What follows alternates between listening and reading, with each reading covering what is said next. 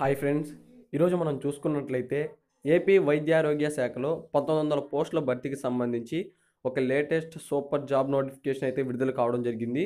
So అయితే దీనికి సంబంధించిన పూర్తి వివరాలు అనేవి మీకు ఈ వీడియోలో క్లియర్‌గా ఎక్స్‌ప్లెయిన్ చేస్తాను. సో చాలామంది ఎదురు చూస్తున్నది ఏంటంటే ఆంధ్రప్రదేశ్‌లో ఎక్కువగా జాబ్ నోటిఫికేషన్‌లు గవర్నమెంట్ నుంచి ఎప్పుడు విడుదలవుతాయి.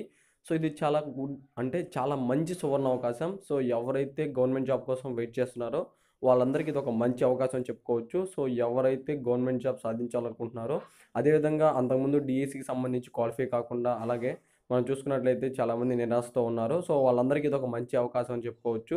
సో నిరుద్యోగులందరూ ఈ జాబ్ నోటిఫికేషన్‌కి అప్లై చేసుకోండి. సో పెద్ద క్వాలిఫికేషన్స్ ఏమి మీకు తీసుకోరు వీటిల్లో. అయితే ఈ నోటిఫికేషన్ సంబంధించి పూర్తి వివరాలు అనేది తెలుసుకునే ముందు చాలామంది ఏమని అడిగారంటే, ఎవరైతే ఇంట్లో కూర్చొని మనీ సంపాదించాలనుకుంటారో వాళ్ళందరి కోసం ఒక మంచి యాప్ గురించి చెప్పనా అని అడిగారు. సో వాళ్ళ కోసం నేను డిస్క్రిప్షన్‌లో ఒక అద్భుతమైన అదిరిపి అప్లికేషన్ లింక్ అనేది ఇచ్చాను. సో ఈ యాప్‌ని డౌన్‌లోడ్ చేసుకోండి. సో మీరు వీడియో కింద డిస్క్రిప్షన్ నుంచి ఈ యాప్‌ని డౌన్‌లోడ్ చేసుకొని, ఇక్కడ మీరు మొబైల్ నంబర్ అదేవిధంగా రిఫరల్ కోడ్‌ని ఎంటర్ చేయాల్సి ఉంటుంది. సో రిఫరల్ కోడ్ ఏంటంటే NOTES నోట్స్. ఇక్కడ మీకు చూపిస్తున్నాను కదా! సో ఈ విధంగా మీకు రిఫరల్ కోడ్ అనేది ఉంటుంది. సో నోట్స్ అనే మీరు రిఫరల్ కోడ్‌లో ఎంటర్ చేయాల్సి ఉంటుంది. సో డౌన్‌లోడ్ చేసుకొని ఎంటర్ చేసిన వెంటనే మీరు డైలీ ₹100 పేటీఎం క్యాష్ అనేది ఖచ్చితంగా సంపాదించుకోవచ్చు. మేము తర్వాత వీడియోస్‌లో మీకు ప్రూఫ్స్ కూడా చూపిస్తాను. అయితే మనం ఇప్పుడు ఈ నోటిఫికేషన్ సంబంధించిన పూర్తి వివరాలు అనేటివి ఇప్పుడు మనం తెలుసుకుందాం. అయితే మనం ఇప్పుడు చూసుకున్నట్లయితే ఏపీ వైద్య ఆరోగ్య శాఖలో 1900 పోస్టులు, ఆంధ్రప్రదేశ్ ప్రభుత్వం వైద్యారోగ్య కుటుంబ సంక్షేమ శాఖలో 1900 ANM multi purpose health assistant MPHA పోస్టుల భర్తీ ప్రకటన విడుదల చేసింది.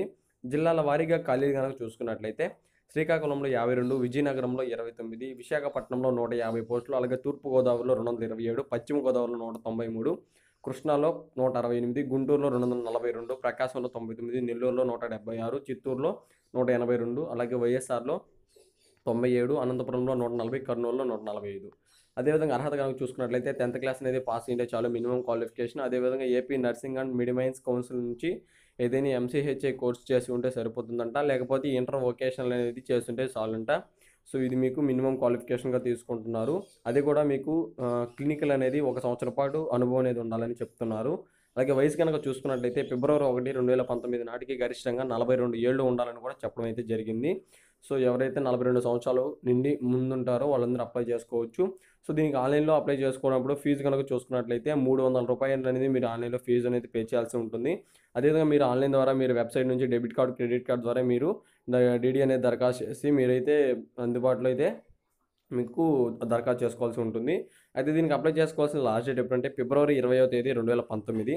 సో ఇప్పటికే ఆన్‌లైన్‌లో దరఖాస్తులు అనేటివి స్టార్ట్ అయిపోయాయన్నమాట.